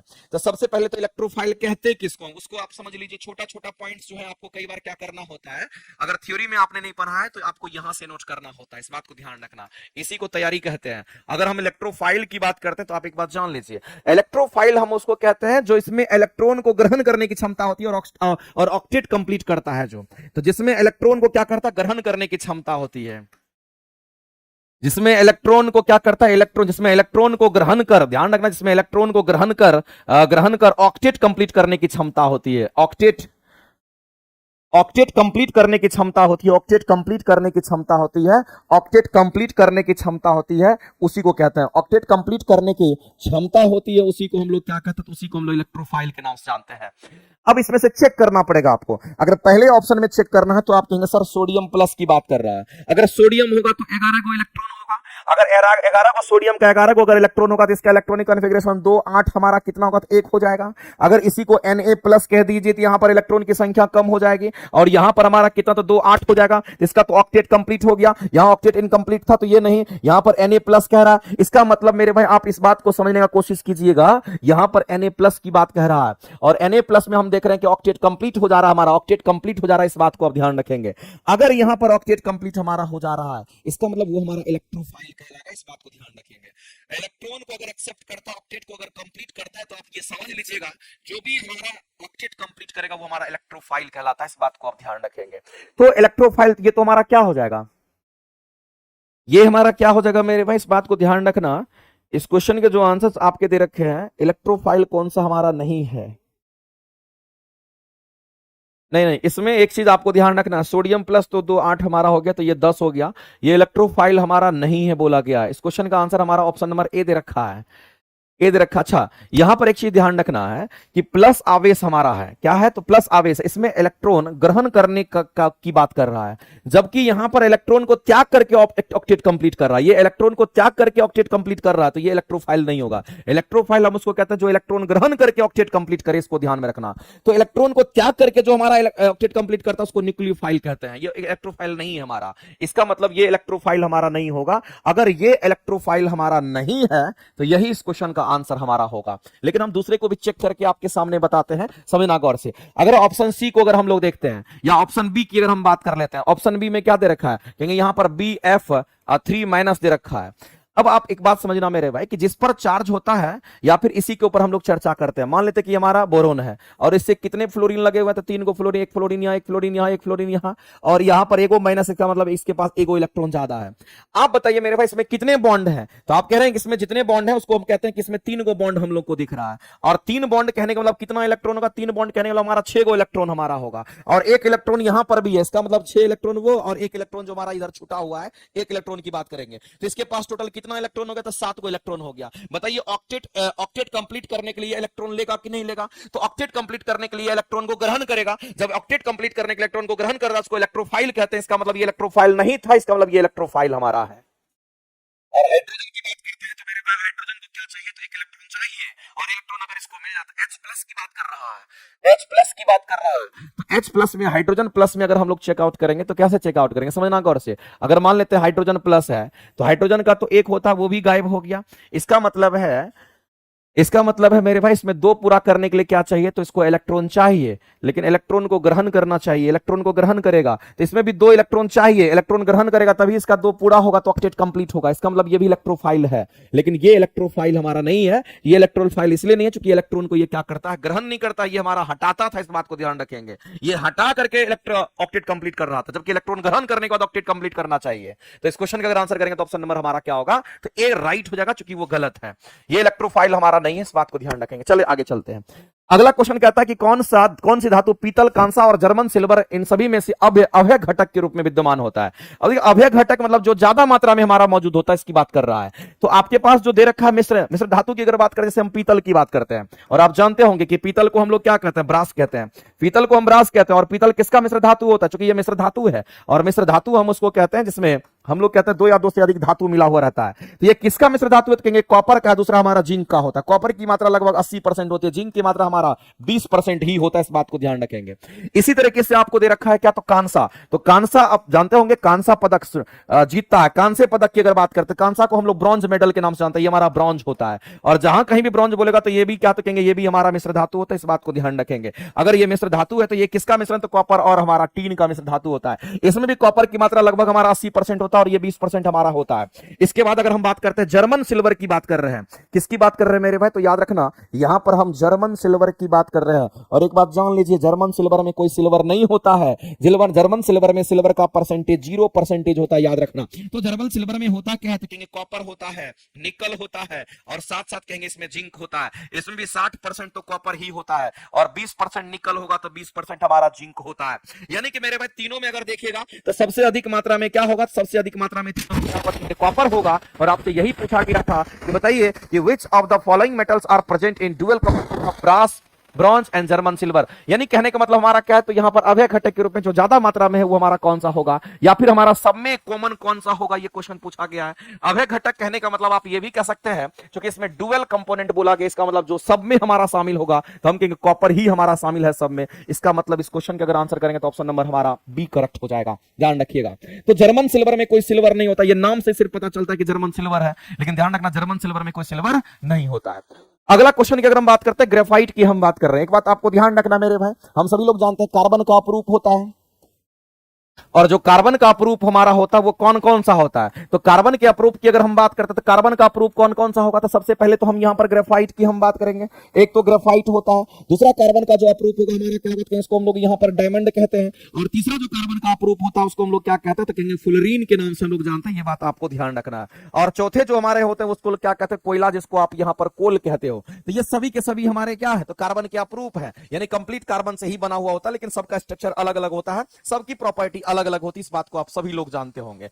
तो मेरे भाई आपसे जो क्वेश्चन पूछा गया उसमें यह बोला गया है कि ग्रेफाइट और हीरा जो होता है हमारा किस परमाणुओं से बना हुआ है? तो हीरा और ग्रेफाइट हमारा कार्बन परमाणुओं से बना हुआ होता है। इस बात को आप सभी लोग जानते होंगे मेरे भाई, एक एक बच्चे को पता होगा कि हमारा हीरा और ग्रेफाइट कार्बन का प्रूफ है, इसका मतलब कार्बन का ही बना हुआ होगा। और इस क्वेश्चन के आंसर हम लोग क्या करेंगे? तो ऑप्शन नंबर यहां पर बी करेंगे करेक्ट। लेकिन ग्रेफाइट, डायमंड और फुलरीन वगैरह का स्ट्रक्चर हमारा अलग अलग होता है, इस बात को आप ध्यान रखेंगे।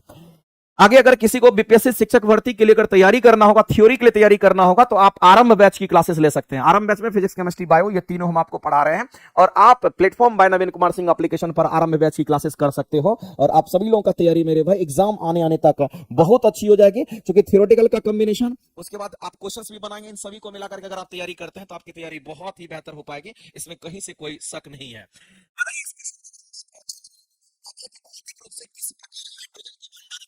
तो हम लोग हाइड्रोजन कि पूरे प्रेडिक्टेबल में हाइड्रोजन का कभी स्थान फिक्स नहीं हो पाया, क्योंकि हाइड्रोजन पर अगर देखेंगे तो प्लस आवेश और माइनस आवेश दोनों होता है, और हाइड्रोजन को आप पहले ग्रुप में रखिए, आप पहले ग्रुप में रखें कि 18वें ग्रुप 17वें ग्रुप में रखें, ये भी क्लियर नहीं हो पाया। लेकिन बाद में हाइड्रोजन को हल्का होने की वजह से हाइड्रोजन को कहा तो पहले ग्रुप के टॉप पर रख दिया गया, उसका साइज सबसे छोटा होता है इसलिए टॉप पर उसको रख दिया गया। दूसरी बात मेरे भाई, हाइड्रोजन को हम लोग क्या कहते हैं, तो हाइड्रोजन को हम लोग कहते हैं ये हमारा क्या है, तो कहेंगे आने वाले समय का हमारा ये फ्यूल माना जाता है, इस बात को ध्यान रखना। तो भविष्य का जो ईंधन कहते हैं वो किसको कहते हैं, भविष्य का जो ईंधन कहते हैं वो किसको कहते हैं, तो हाइड्रोजन को मेरे भाई, हाइड्रोजन को क्या कहते हैं, तो भविष्य का ईंधन कहा जाता है, इस बात को ध्यान रखना। अब मामला क्या है इस बात को समझते हैं। अगर हम हाइड्रोजन की अगर हम बात करते हैं, इस हाइड्रोजन की अगर हम बात करते हैं, हाइड्रोजन को हम लोग कैसे दिखाते थे, H2 हमारा हाइड्रोजन होता है, और इसको हम लोग क्या कहते हैं, तो भविष्य का ईंधन कहते हैं। एक एक बच्चे को पता होगा ये भविष्य का हमारा क्या होता है, भविष्य का ये हमारा ईंधन होता है, एक एक बच्चे को पता होगा। अगर ये भविष्य का हमारा हाइड्रोजन ईंधन है तो मेरे भाई इस बात को ध्यान रखना कि इसको हम लोग यूज नहीं क्यों नहीं करते हैं, क्योंकि ये बहुत अच्छा ईंधन होता है। अगर कोयला से जो आपको एनर्जी प्राप्त होता है, आप समझ लीजिए 1 ग्राम कोयला को जलाएंगे, अगर 50 किलो जूल अगर एनर्जी आपको मिलता है, तो 1 ग्राम अगर आप हाइड्रोजन को जलाइएगा तो 150 किलो जूल आपको एनर्जी मिलता है। इसका मतलब कहीं ना कहीं कोयला से जो आपको एनर्जी मिलता है उससे तिगुना एनर्जी आपको हाइड्रोजन देता है। क्यों नहीं इसका इस्तेमाल कर पाते हैं, क्योंकि हाइड्रोजन को स्टोर करना मुश्किल है। हाइड्रोजन का स्टोर करना मेरे भाई मुश्किल होता है, इस बात को ध्यान रखना। इसको स्टोर करना मुश्किल होता है, इसको स्टोर करने की बात करते हैं तो हाइड्रोजन को स्टोर करना मुश्किल होता है, इसको स्टोर करना मुश्किल होता है, ये बात ध्यान रखना। इसको स्टोर करना मुश्किल होता है, ये बात आपको जानना चाहिए। हाइड्रोजन को स्टोर करना क्या होगा, तो यहां पर मुश्किल होता है, इसीलिए हम लोग सीधा कहते हैं इसको हाइड्रोजन को एज ए फ्यूल के रूप में हम इस्तेमाल नहीं कर पाते हैं, इस बात को ध्यान रखना। यही रीजन हमारा होता है कि हम हाइड्रोजन को फ्यूल के रूप में इस्तेमाल नहीं कर पाते हैं, इसीलिए हम लोग को ध्यान रखना है। इसलिए हम कहना चाहते हैं आप लोगों से, इसीलिए ये बात आपको ध्यान रखना चाहिए।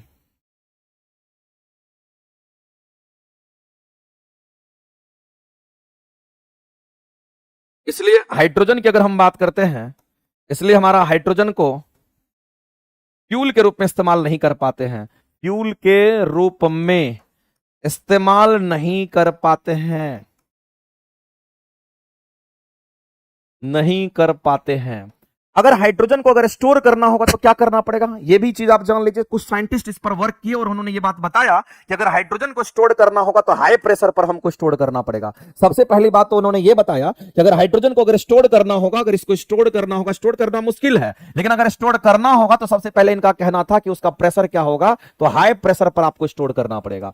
जब आप इसको स्टोर करेंगे तो इसका प्रेशर क्या होगा, तो कहेंगे हमारा बहुत ज्यादा हाई हो जाएगा। दूसरी बात आपको ध्यान रखना मेरे भाई कि हाइड्रोजन को अवशोषित करने वाले जो तत्व होते हैं वो कौन होते हैं, तो हाइड्रोजन को अवशोषित करने वाले जो तत्व होते हैं वो पैलेडियम और प्लेटिनम होता है। तो प्लेटिनम और प्लेटिनम क्या करता है, उसको अवशोषित तो कर लेगा, और जैसे ही प्लेटिनम और अगर हम प्लेटिनम को गर्म करेंगे फिर से उससे हाइड्रोजन गैस हमारा बाहर निकल जाता है। तो इस पर रिसर्च जारी है, इसलिए इसको हम लोग ईंधन, भविष्य का ईंधन के रूप से हम लोग जानते हैं। तो आपको ध्यान रखना, अगर हम पैलेडियम की बात करते हैं, अगर हम प्लेटिनम की बात करते हैं, तो पैलेडियम और प्लेटिनम जो हमारा होता है ये हमारा क्या करता है, तो हाइड्रोजन का अवशोषण करता है, इस बात को ध्यान रखेंगे। ये हाइड्रोजन का क्या करता है, तो कहेंगे सिंपली ये हाइड्रोजन को ये अवशोषित कर लेता है, इस बात को ध्यान रखना। ये हाइड्रोजन को अवशोषित कर लेता है, इस बात को ध्यान रखना। और जैसे ही आप फिर गर्म करेंगे हाइड्रोजन बाहर हो जाएगा, इस बात को भी ध्यान रखना। जैसे ही आप गर्म करेंगे, जैसे ही फिर गर्म करेंगे, जैसे ही गर्म करेंगे वैसे ही हाइड्रोजन बाहर हो जाता है। जैसे ही गर्म करेंगे वैसे क्या होगा, तो कहेंगे फिर वैसे ही हाइड्रोजन बाहर हो जाता है। वैसे ही हाइड्रोजन हमारा क्या होता है, कहेंगे यहां पर बाहर हो जाता है, इस बात को ध्यान रखना। इसलिए इसको ज्यादातर हम लोग यूज नहीं कर पा रहे हैं एज ए फ्यूल के रूप में, इस बात को आप ध्यान रखेंगे। तो मेरे भाई ये कहानी कहीं ना कहीं आपको थोड़ा थोड़ा समझ में आया होगा, और शायद यही सब एग्जाम में क्वेश्चंस बन करके आता है, और यही छोटा छोटा पॉइंट तो आपको आना चाहिए बढ़िया तरीके से। खंडारित करेंगे तो यहाँ का प्रेशर ज्यादा होगा, इसका मतलब कहीं ना कहीं हाइड्रोजन गैस के संपीड़न से, और जब किसी का संपीड़न होता है तो वहां का प्रेशर ज्यादा होता है। कंप्रेस होगा तो वहां का प्रेशर हमारा बहुत ज्यादा बढ़ जाता है। तो आप ध्यान रखेंगे हाइड्रोजन गैस के संपीड़न से आप कह सकते हैं इस क्वेश्चन का आंसर हमारा क्या होगा, तो कहेंगे सी करेक्ट हो जाएगा। बताइए इतना बात समझ में आया क्या? अगर इतना बात समझ में आएगा तो नोट करके लिख लेना कि हाइड्रोजन को स्टोर क्यों नहीं करते हैं, क्यों नहीं कर पाते हैं। तो हाइड्रोजन को स्टोर इसलिए नहीं कर पाते हैं क्योंकि मेरे भाई हमारा हाइड्रोजन जो हमारा होता है वो हाईली रिएक्टिव होता है, और साथ ही साथ सॉरी हाइड्रोजन की अगर हम बात करते हैं, ये हमारा इसको स्टोर करना मुश्किल होता है, इसलिए इस हाइड्रोजन पर से हमारा रिसर्च जारी है। लेकिन ये देखा गया है रसायन, ये देखा गया है हमारा कि पैलेडियम और प्लेटिनम जो हमारे दो तत्व होते हैं हाइड्रोजन को अवशोषित कर लेता है, और फिर जब इसको गर्म करेंगे तो इससे हाइड्रोजन हमारा बाहर निकल जाता है। लेकिन जब भी स्टोर करेंगे तो इसका प्रेशर हमारा काफी अधिक होगा, इसका मतलब कहीं ना कहीं वहां पर कंप्रेशन होगा, उस हाइड्रोजन का कंप्रेशन होता है, इस बात को ध्यान रखेंगे। और दूसरी बात है, जब भी हम हाइड्रोजन को जलाएंगे तो ऑक्सीजन की जरूरत होगी। आप ये एक टेस्ट में भी ये क्वेश्चन आप देखे थे, उस क्वेश्चन को आप कैसे समझते हैं? से मान लेते हैं कि हमारा हाइड्रोजन था, समझना गौर से, और ये भी बात आप जानते हैं, जैसे मान लेते हैं कि हमारा क्या है, तो हाइड्रोजन हमारा है, और ये भविष्य का फ्यूल कहने का मतलब हाइड्रोजन, हाइड्रोजन को जलने के लिए क्या चाहिए, तो ऑक्सीजन चाहिए। जब हाइड्रोजन ऑक्सीजन के साथ प्रतिक्रिया करेगा तो ये H2O का निर्माण करेगा, जो कि जल हमारा होगा, लिक्विड फॉर्म में होगा, ये जल होगा। और साथ ही साथ मेरे भाई यहां से कुछ उष्मा बाहर निकलेगी, और यही उष्मा क्या करता है, इलेक्ट्रिसिटी प्रदान करने के लिए इस्तेमाल होता है। इसी से हम लोग उष्मीय ऊर्जा की बात करते हैं। तो आपको ध्यान रखना है, अगर हाइड्रोजन एज ए फ्यूल के रूप में काम करता है, इसको जलने के लिए ये चाहिए, तो ये बनाएगा और ये हमारा बनाता है, इस बात को ध्यान रखेंगे। आगे चलते हैं और अगला क्वेश्चन हम लोग देखते हैं। 1 ग्राम हाइड्रोजन अगर जलेगा तो 150 किलो जूल एनर्जी मिलता है, याद रखिएगा इस बात को। कोयला 1 ग्राम जलेगा तो 50 किलो जूल मात्र एनर्जी हमारा बनता है। नोबेल गैस कौन सा नहीं है आपको बताना है, ये तो बहुत आसान है। कौन सा तत्व नोबेल गैस हमारा नहीं है, ये पूछा गया है। तो कौन सा नोबेल गैस नहीं है, तो नोबेल गैस किसको कहते हैं, बताइए बताइए। नोबेल गैस कहते हैं मेरे भाई किसको, तो नोबेल गैस कहते हैं हम लोग किसको, अक्रिय गैस को नोबेल गैस कहते हैं। ध्यान रखना, अक्रिय गैस को नोबेल गैस कहते हैं, और ध्यान रखना इस बात को। तो यहां पर आपको ध्यान रखना, नोबेल मेटल नहीं बोला है, यहां नोबेल गैस बोला गया। नोबेल गैस किसको कहते हैं, तो अक्रिय गैस को कहते हैं। और जो अक्रिय गैस हमारा होता है, ये किस ग्रुप का एलिमेंट है, तो 18वें ग्रुप का एलिमेंट होता है। तो 18th ग्रुप के जो एलिमेंट्स होते हैं उसी को हम लोग कहते हैं। तो 18th ग्रुप के एलिमेंट में हमारा कौन होगा, तो कहेंगे यहां पर हीनी अर्कर जीरन, हीनी अर्कर, हीनी अर्कर जीरन, इतने एलिमेंट को तो आप कम से कम ध्यान रखिए मेरे भाई। ये सभी के सभी मोनो एटॉमिक एलिमेंट होते हैं, एक एक हमारा एक परमाणुविक होता है, एक एक परमाणु से बना हुआ होता है।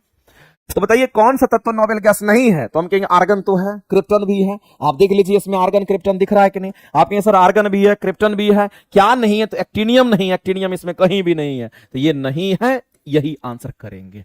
आगे चलते हैं, अगला क्वेश्चन हम लोग देखते हैं। नेक्स्ट क्वेश्चन हमारा क्या कहता है कि निम्नलिखित से प्राकृतिक रेशम का एक घटक कौन सा है, ये आपको बताना है मेरे भाई। नेचुरल जो हमारा यहां पर क्या बोला है, सिल्क की बात करता है। नेचुरल सिल्क जिसको प्राकृतिक हम लोग रेशम के नाम से हम लोग जानते हैं। प्राकृतिक रेशम की अगर बात हो रही है, तो प्राकृतिक रेशम हमारा कैसे तैयार होता है, तो मेरे भाई रेशम कीट का नाम सुने होंगे। रेशम कीट से तैयार होता है प्राकृतिक रेशम, इस बात को ध्यान रखना। रेशम कीट का नाम नहीं सुने हैं। रेशम कीट कहां पर होता है, शहतूत के पत्ते पर, शहतूत के पत्ता, शहतूत के पत्ते को वो खाता है, उसका मुख्य भोजन होता है। तो शहतूत के पत्ते पर रेशम कीट होता है और वह प्राकृतिक रेशम तैयार करता है। तो प्राकृतिक रेशम कौन तैयार करता था, आप सीधा कहेंगे सर प्राकृतिक रेशम जो तैयार करता है या प्राकृतिक रेशम का जो निर्माण करता है वो कौन करता है, तो आपको ध्यान रखना प्राकृतिक रेशम का जो निर्माण करता है वो रेशम कीट करता है, रेशम का कीट करता है, इस बात को ध्यान रखना। रेशम का कीट करता है, इस बात को ध्यान रखना, जिसको हम लोग रेशम कीट के नाम से हम लोग जानते हैं। रेशम का कीट नहीं, रेशम कीट के नाम से हम लोग जानते हैं, ये बात आपको ध्यान रखना। और रेशम कीट कहां पे रहता है, तो शहतूत के पत्तों पर होता है, इस बात को ध्यान रखेंगे। ये शहतूत के जो पत्ते होते हैं उसी पत्ते पर ये होता है, उसी के शहतूत के पत्ते पर होता है, इस बात को ध्यान रखेंगे। और उसी से ये अपना भोजन ग्रहण करता है। अगर हम बात करते हैं जो प्राकृतिक रेशम हमारा होता है, इस प्राकृतिक रेशम में हमारा क्या होता है मेरे भाई, तो इस प्राकृतिक रेशम में हमारा क्या होता है, इस प्राकृतिक रेशम में कुछ ऐसे पदार्थ पाए जाते हैं, इसमें कुछ ऐसे पदार्थ पाए जाते हैं जिसको प्रोटीन के रूप में हम लोग देखते हैं। तो इसमें क्या पाया जाता कहेंगे, इसी में हमारा प्रोटीन पाया जाता है, इस बात को ध्यान रखेंगे। इसमें क्या, तो प्रोटीन पाया जाता है। और उस प्रोटीन में मुख्य रूप से क्या मौजूद होता है, तो उस प्रोटीन में मेरे भाई आपको ध्यान रखना है कि मुख्य रूप से नाइट्रोजन प्रेजेंट होता है। उसमें मुख्य रूप से नाइट्रोजन प्रेजेंट होता है, इस बात को ध्यान रखना। नाइट्रोजन प्रेजेंट होता है, इस बात को आप ध्यान रखें। केमिकली देखेंगे तो पता चलेगा कि मुख्य रूप से नाइट्रोजन उस प्रोटीन में प्रेजेंट होता है, ये बात आपको ध्यान रखनी चाहिए।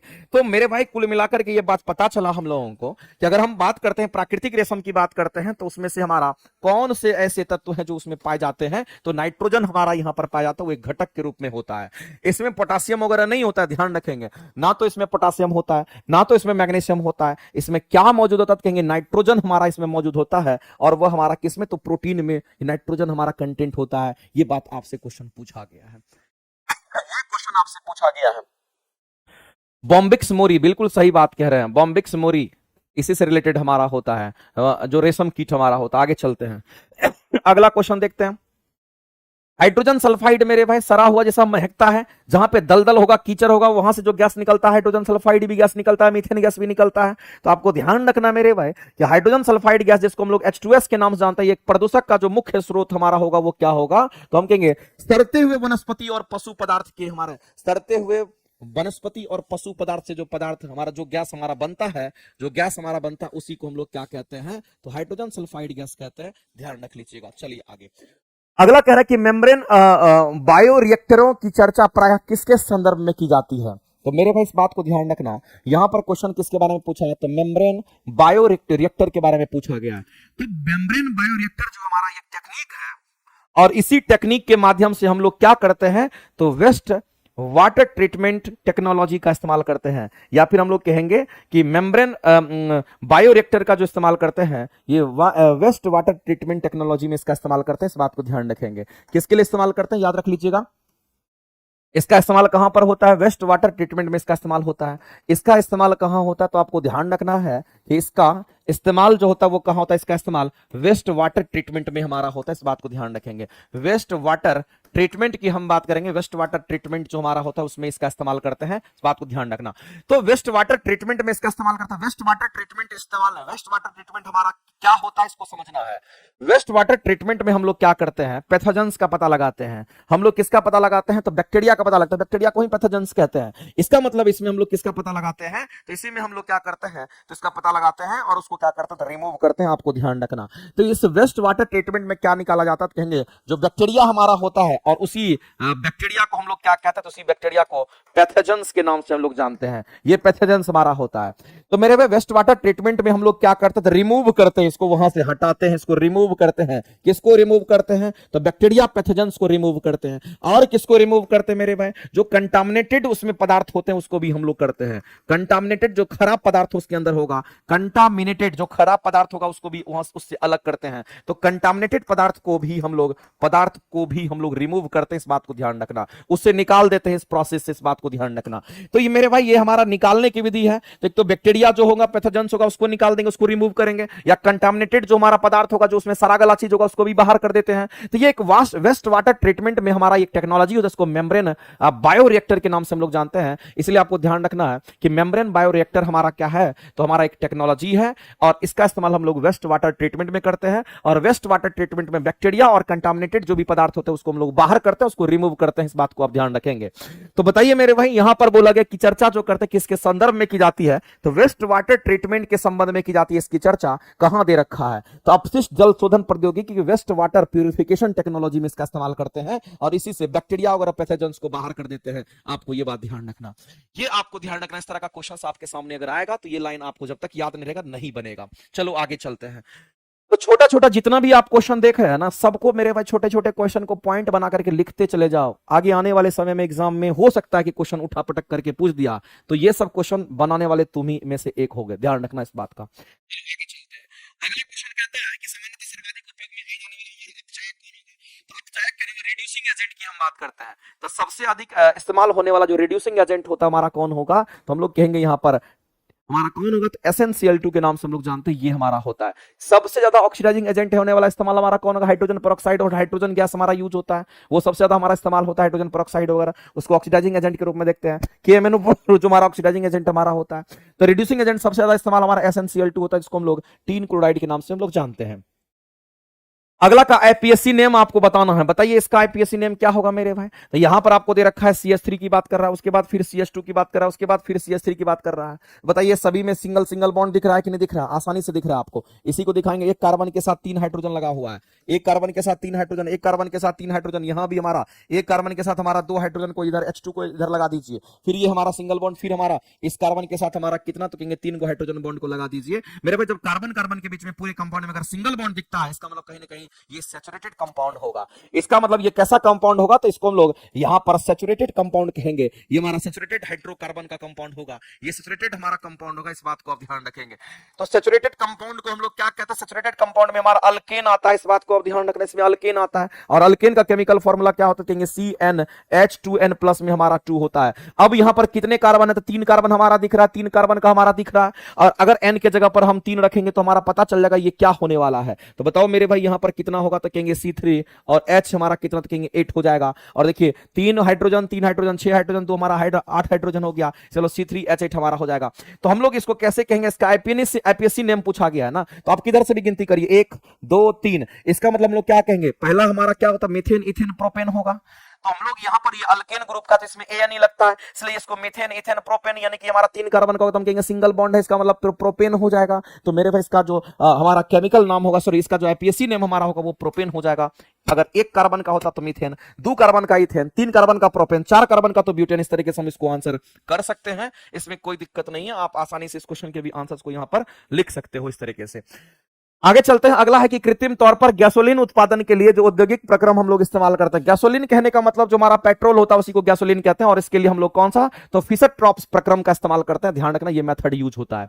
अगला क्वेश्चन हमारा इलेक्ट्रॉन के संदर्भ में दे रखा है। आप बताइए मेरे भाई, इलेक्ट्रॉन के बारे में पूछा गया है, तो इलेक्ट्रॉन के बारे में कौन सा स्टेटमेंट गलत है वो आपको दिखाना है। हम सभी लोग जानते हैं मेरे भाई कि जब हम इलेक्ट्रॉन की हम बात करते हैं, बहुत ही अच्छा क्वेश्चन है, इस बात को ध्यान रखना। अगर इलेक्ट्रॉन की बात करते हैं तो एक बात आप सभी लोग जानते हैं कि जो हमारा इलेक्ट्रॉन हमारा होता है, इस इलेक्ट्रॉन की अगर हम बात करते हैं तो आप लोग जानिए मेरे भाई कि जो हमारा इलेक्ट्रॉन होता है, इस इलेक्ट्रॉन का खोज किसने किया था, सबसे पहले तो आपको यह बताना है इसका खोज किसने किया था। इलेक्ट्रॉन का जो खोज किया था किसने किया था मेरे भाई, तो जे थॉमसन ने किया था शायद। इसका खोज किसने किया था, कहेंगे यहां पर जे थॉमसन की बात करते हैं, उन्होंने किया था। इलेक्ट्रॉन पर जो चार्ज होता है वो कितना होता है, तो मेरे भाई इलेक्ट्रॉन पर जो चार्ज होता है हमारा कितना होता है, इस पर जो आवेश हमारा होता है वो कितना होता है, तो याद रखना इस पर इलेक्ट्रॉन पर जो आवेश होता है वो हमारा माइनस में 1.602 इंटू 10⁻⁻19 कूलम होता है। और इसका मास कितना होता है, इसका जो मास होता है मेरे भाई, इलेक्ट्रॉन का जो मास होता है ये कितने एएमयू की बात करते हैं, तो 1 एएमयू नहीं होता है। 1 एएमयू में जब 1838 से डिवाइड करते हैं, 1832 नहीं 1838वां भाग से डिवाइड करते हैं, ये काफी छोटा मान हो जाता है। और इसी का वैल्यू 9.1 गुना में 10⁻31 केजी निकल करके आता है। तो इस तरीके से हम लोग जानते हैं। तो मेरे भाई अगर हम मास ऑफ अगर इलेक्ट्रॉन की बात करते हैं तो मास ऑफ इलेक्ट्रॉन जो होता है हमारा ये काफी कम होता है, क्योंकि मास ऑफ प्रोटॉन और मास ऑफ प्रोटॉन ये काफी कम मतलब बहुत कम होता है इन सबसे, क्योंकि मास ऑफ प्रोटॉन और मास ऑफ न्यूट्रॉन हमारा आपस में बराबर होता है। और आप इस बात को भी जान लीजिए कि मास ऑफ प्रोटॉन जो हमारा होता है वो कितना होता है, मास ऑफ न्यूट्रॉन जो हमारा होता है वो कितना होता है, ये 1 एएमयू होता है, 1 एएमयू होता है। जबकि मास ऑफ इलेक्ट्रॉन की बात करते हैं तो आपको ध्यान रखना 1 atomic mass unit divided by 1838वां भाग होता है। इसका मतलब ये काफी छोटा होता है, इन दोनों के कंपैरिजन में काफी नेग्लिजिबल होता है हमारा किसका मास, तो कहेंगे इलेक्ट्रॉन का मास हमारा होता है। तो इलेक्ट्रॉन के संदर्भ में कौन सा गलत है, तो ये ऋण आवेशित होता है मेरे भाई, यहां पर माइनस चार्ज लगा, देखो माइनस लगा हुआ है, ऋण आवेशित होता है। इलेक्ट्रॉन का द्रव्यमान न्यूट्रॉन के द्रव्यमान के बराबर होता है। हमने क्या बोला मेरे भाई, इलेक्ट्रॉन का जो द्रव्यमान होगा प्रोटॉन और न्यूट्रॉन के द्रव्यमान से काफी कम होगा, काफी कम मतलब बहुत कम होगा, इस बात को ध्यान रखना, बराबर नहीं हो सकता है। बराबर कौन होता, तो ये दोनों आपस में बराबर होता है। और यह सभी परमाणुओं का मूल अवयव होता है। तो मेरे भाई ये क्या सभी परमाणुओं का मूल अवयव होगा, तो आपको ध्यान रखना गलत को चूज करना था, तो गलत तो मिल गया, इसके बाद आगे जाना कहां, तो आंसर करेंगे ये। और हम कहते हैं कि जितने भी परमाणु हमारे होते हैं उस परमाणु में इलेक्ट्रॉन हमारा होता है, इस बात को आप ध्यान रखेंगे इस तरीके से। तो ये सभी परमाणुओं का मूल अवयव माना जाता है, तो ये सही स्टेटमेंट हमारा है। इस स्टेटमेंट को हम लोग सही कहेंगे। तो गलत जो था वही आंसर करना था, तो ऑप्शन हमारा मिल गया। और आंसर क्या करेंगे, तो ऑप्शन नंबर बी यहां पे करेक्ट करेंगे। चलते हैं आगे। वह बिंदु जहां पर फ्यूनिकल से बीजांड जुड़ता है उसको क्या कहते हैं मेरे भाई, तो ये आप जानते होंगे कि जब हम प्लांट की बात करते हैं तो ये प्लांट से रिलेटेड हमारा क्वेश्चन है, इस बात को ध्यान रखना, ये प्लांट से रिलेटेड क्वेश्चन है। तो प्लांट में हमारा क्या होता है, कहेंगे ओव्यूल होता है। और ओव्यूल किसको कहते हैं, तो ओव्यूल यानी कि हिंदी में इसको बीजांड कहते हैं। ओव्यूल से किसका निर्माण होता है, इससे बीज का निर्माण होता है। ओव्यूल से बीज का निर्माण होता है, ये बात आपको ध्यान रखना, ओव्यूल से बीज का निर्माण होता है। अब जब बीज का निर्माण हमारा होता है तो उस बीज में मेरे भाई यहाँ पर हमारा क्या होता है, न्यूक्लियस वगैरह भी होता है। उसके बाद भी इसके ऊपर हमारा क्या होता है, इस तरह से लेयर बना हुआ रहता है, ऐसे करके लेयर बना हुआ रहता है, इस तरह से लेयर बना हुआ होता है मेरे भाई, इस तरीके से लेयर बना हुआ रहता है, ऐसे करके ये हमारा लेयर बना हुआ रहता है, इस बात को आप ध्यान रखेंगे, ऐसे करके लेयर बना हुआ रहता है।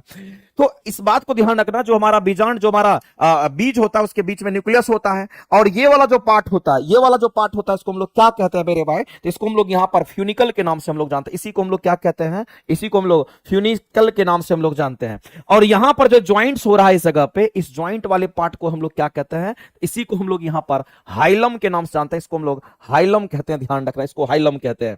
तो ये हमारा हाइलम कहलाता है। और उसके बाद आपको ध्यान रखना है मेरे भाई, यहां जो क्वेश्चन आपको पूछा है वो आपसे ये पूछा है, ये तो बीजांड हमारा हो गया, तो ये बीजांड और फ्यूनिकल को जोड़ने वाला जो हमारा होगा उसी को हम लोग क्या कहते हैं? तो हाइलम कहते हैं। इसी को हम लोग क्या कहते हैं? ये वाला जो जोड़ने वाला पार्ट, इसी को हाइलम कहते हैं, क्योंकि ये बीजांड है और नीचे में फ्यूनिकल है, इन दोनों को जोड़ने वाला जो पार्ट होता है उसी को हाइलम कहते हैं। और इस क्वेश्चन का आंसर करेंगे ऑप्शन नंबर हमारा यहां पर बी करेक्ट हो जाएगा।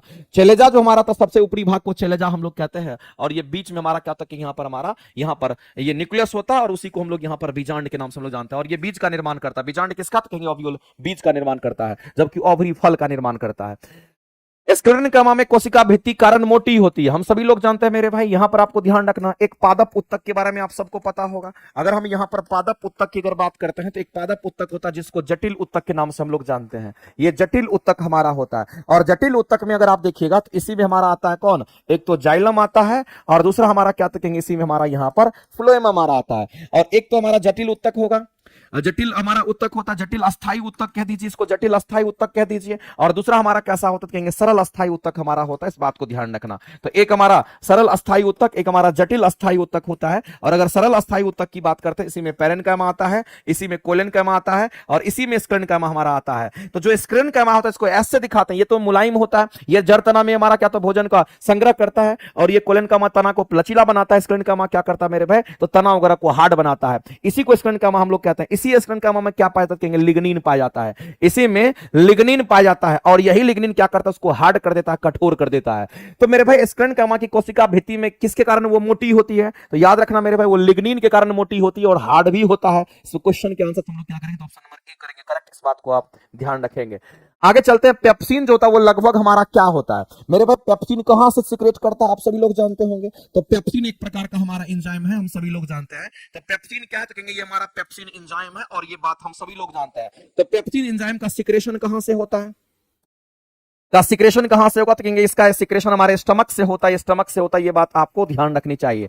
अगर ये सिक्रेशन स्टमक से होता है, तो इस पेप्सिन एंजाइम का जो पीएच मान हमारा होता है लगभग हमारा कितना? तो 1.5 से लेकर के 2 तक हमारा होता है। ऐसा हम इसलिए कह रहे हैं क्योंकि ये स्टमक से सिक्रेट करता है, और आप जानते हैं कि हमारे स्टमक का जो पीएच मान होता है वो काफी कम होता है। स्टमक का पीएच मान काफी कम होता है। इसका मतलब इसका भी पीएच मान हमारा कम होगा, और इसका पीएच मान कितना होगा? कहेंगे 1.5 से हमारा 2 के आसपास हमारा होगा। तो मेरे भाई 1.5 से 2 के आसपास होगा। इसका काम होता है, ये प्रोटीन को क्या करता है? तोड़ने का काम करता है। पेप्सिन एंजाइम क्या करता है? ये प्रोटीन को तोड़ता है। इस बात को ध्यान रखना, ये प्रोटीन को तोड़ता है, और प्रोटीन को तोड़ करके ये पाचित करता है। प्रोटीन को ये तोड़ता है, इस बात को ध्यान रखना। तो ये प्रोटीन को तोड़ता है। तो मेरे भाई ये 3 पीएच पर प्रोटीन को पेप्टियोज और पेप्टोन्स में ये तोड़ता है। ये स्टेटमेंट हमारा क्या है? तो स्टेटमेंट हमारा राइट है। 7 पीएच पर प्रोटीन्स के प्रोटियोज पर पेप्टोन्स में तोड़ता है। 7 पीएच पर, ये गलत दे रखा है, 3 पीएच पर हमारा होता है, ध्यान रखेंगे। 7 पीएच पर प्रोटीन्स को एमिनो एसिड में तोड़ता है। ये स्टेटमेंट सही है। तो मेरे भाई ये स्टेटमेंट हमारा यहाँ गलत है, ये भी गलत है, ये स्टेटमेंट दोनों के दोनों सही है। तो ऐसी परिस्थिति में इस क्वेश्चन का आंसर क्या करेंगे? तो उपयुक्त में से हमारा क्या होगा? तो 1 से अधिक हो जाएगा। आप डी आंसर्स को टिक आउट करिएगा। चलिए आगे चलते हैं और अगला क्वेश्चन देखते हैं। अगला है कि डैश अंगों में वृद्धि के और विकास के पश्चात गर्भ बन जाता है, फोटस बन जाता है। मेरे भाई हम लोग जानते हैं कि सबसे पहले तो मेल गैमेट होता है। चलो थोड़ा सा बता देते हैं, इसमें कोई दिक्कत नहीं है। सबसे पहले क्या होगा? तो हम लोग यहाँ पर कहेंगे मेल गैमेट की हम बात करेंगे, जिसको स्पर्म कहते हैं। तो यहाँ पर हमारा क्या होगा? यहाँ पर मेल गैमेट की हम बात करते हैं, तो ये मेल गैमेट हमारा हो गया। दूसरा हमारा क्या होगा? यहाँ पर हमारा फीमेल गैमेट की हम बात करेंगे। तो एक हमारा मेल गैमेट और एक फीमेल गैमेट। स्पर्म ओवम की बात करते हैं, जब आपस में फर्टिलाइज करता तो यहीं पर क्या बनाता? कहेंगे यहाँ पर जायगोट बनाता है। इस बात को आप ध्यान रखेंगे। यहाँ पर ये जायगोट बनाता है, और जायगोट बनने के बाद ये फिर क्या बनता है? तो भ्रूण बनता है। फिर जाकर के भ्रूण का क्या होता है? कहेंगे यहाँ पर विकास होता है। तो क्वेश्चन में पूछा है कि डैश अंग में वृद्धि और विकास के पश्चात गर्भ बन जाता है। तो मेरे भाई तो भ्रूण के विकास के बाद क्या होगा? कहेंगे भ्रूण के विकास के बाद वो क्या बन जाता है? गर्भ बन जाता है। यानी यही इस क्वेश्चन का राइट आंसर हमारा हो जाएगा। प्लेसेंटा हमारा क्या होता है? तो जो शिशु होते हैं उसको जो पोषण मिलता है वो प्लेसेंटा के माध्यम से मिलता है। मां के प्लेसेंटा के माध्यम से ही बच्चा को क्या मिलता है? तो पोषण प्राप्त होता है। इस बात को आप ध्यान रखेंगे। तो 30 तक के जो क्वेश्चंस हैं आज आपको यहीं तक करा करके हम छोड़ेंगे, ठीक है। 31वां नंबर क्वेश्चन को रहने देते हैं, नेक्स्ट क्लास में हम करेंगे, क्योंकि इसके बाद फिर अमरजीत सर का क्लास का टाइम हो गया है, तो अभी हमको छोड़ना पड़ेगा, ठीक है।